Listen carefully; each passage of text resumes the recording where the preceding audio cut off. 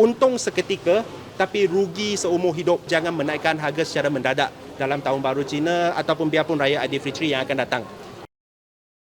Yang menjalankan perniagaan sewaktu musim perayaan Tahun Baru Cina ini, saya ingatkan semua, saya faham terutamanya peniaga yang kena bekerja waktu Tahun Baru Cina, memang ada orang yang akan menaikkan harga sikit-sikit. Tak apa, saya rasa kalau sikit-sikit untuk menampung kos OT sewaktu bekerja dalam musim Tahun Baru Cina, tak ada masalah. Tapi janganlah menaikkan harga secara mendadak, sebab kalau menaikkan harga secara mendadak, orang perantau yang asalnya berada di kampung halaman anda, diorang bila balik, first impression adalah harga barang di kampung sendiri sangat mahal.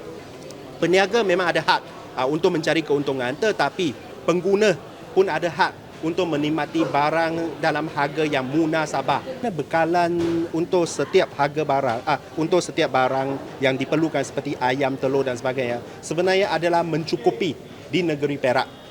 Malah ada yang lebih daripada apa yang perlu. Dan saya rasa selagi bekalan tu cukup, maknanya harga barangan dia tak ada ruang, dia tak ada peluang untuk dinaikkan harga secara mendadak. Dan saya rasa memastikan kecukupan bekalan tu sangat penting.